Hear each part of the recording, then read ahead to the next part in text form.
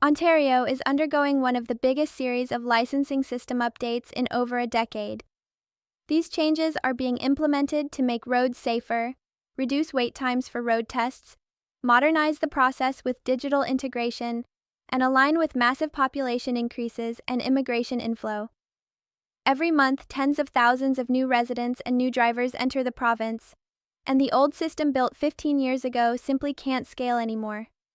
So the province of Ontario is adjusting G1, G2, and G license progress rules, age-linked rules, retesting requirements, and also introducing new digital identity validation structures, so the license system keeps up with fraud prevention, AI-based verification, digital insurance policies, and future automated vehicle standards.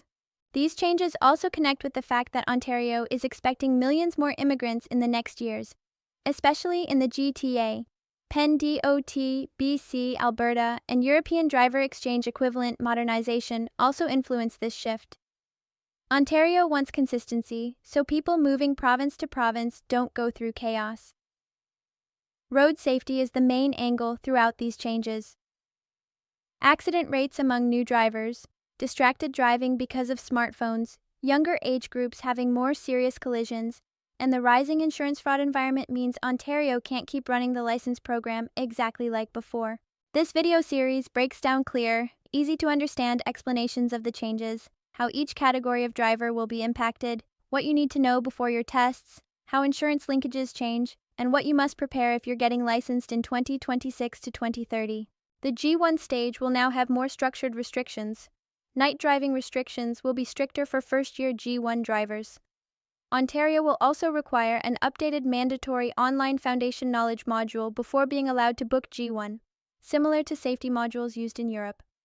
The government wants new drivers to understand liability, distracted driving consequences, and vehicle responsibility before touching the road.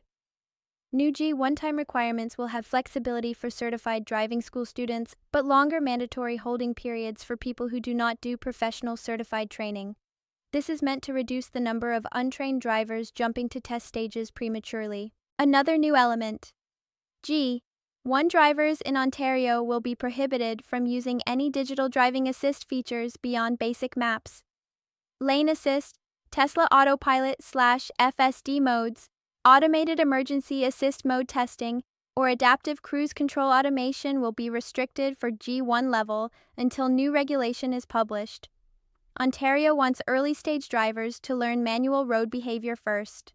The G2 license changes are about tightening night driving limitations and vehicle occupant rules. Studies showed that G2 drivers who drive after midnight have significantly higher severe collision probability. Ontario will introduce a graded curfew, similar to USA model, during the first 12 months of G2 licensing, where young drivers cannot drive between 12 a.m. to 5 a.m., with more than one non-family passenger under age 21, unless accompanied by fully licensed older adult.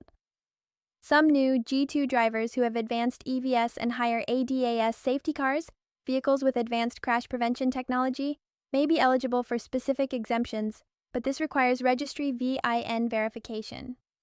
This is the first time Ontario is factoring vehicle tech class into licensing structure.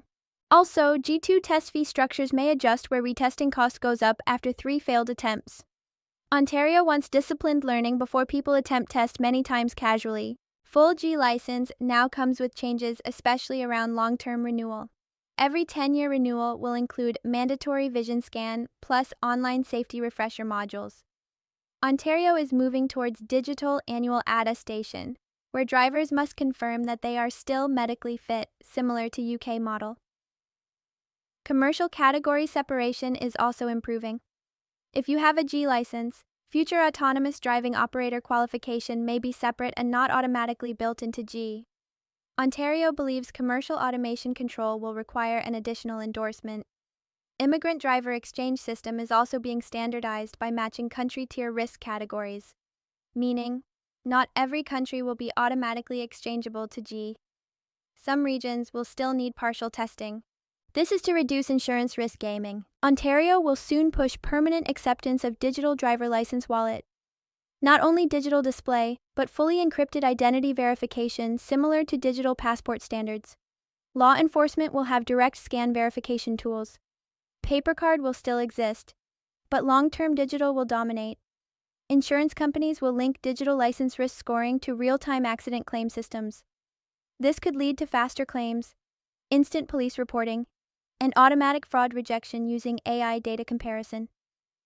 Driving record infractions will appear almost instantly on digital license, so drivers cannot hide suspensions or points for days. New distracted driving penalties are doubling. Ontario wants to target smartphone-based distraction aggressively, because most new generation collisions are linked to it. If a G1 or G2 driver is caught texting while driving, automatic mandatory retest may be required. Insurance companies will treat distracted driving equivalent to impaired driving in premium calculation. Even for fully licensed drivers, repeat smartphone, distracted driving offenders may face mandatory digital lock assist requirement where car pairs to phone lock mode. Ontario will introduce new regulations that classify which ADAS features can be legally used by which license tier. The province is preparing for Level 3 autonomous vehicles between 2027 to 2032. New drivers cannot depend on AI car control while training stages. Cars with AI-assisted control features, Tesla FSD, Mercedes Pilot Assist, GM Super Cruise, etc., will eventually require disclosure into license profile. Future G+ endorsement category might exist specifically for autonomous supervision training. Young drivers will not have access to autonomous mode until after G is completed minimum 2 years. If you are currently in G1 or G2, take driving school. It will give you advantage before the new rules tighten up. Upgrade cars with best safety systems if possible. Start preparing with disciplined training, not just trying to memorize test routes. Parents must understand these rules are not punishment. They are a reset to match future world conditions. More vehicles, more tech, more immigrants, more traffic density, more automation. Ontario cannot leave roads unmanaged. These changes are rolling in phases, some already active, some pending activation, starting 2026 onwards. This is the beginning of Ontario transforming into the most modern licensing jurisdiction in North America. If you're enjoying the content and want to keep supporting this channel, don't forget to hit that subscribe button right down below. It only takes a second, and it really helps me out. Also, make sure you press the bell icon so you'll get notified every time I upload a new video. That way, you'll never miss out on the latest updates, and we would love to hear from you. Share your thoughts, ideas, or questions in the comment section. I read every single one, and your feedback helps me create even better content for you.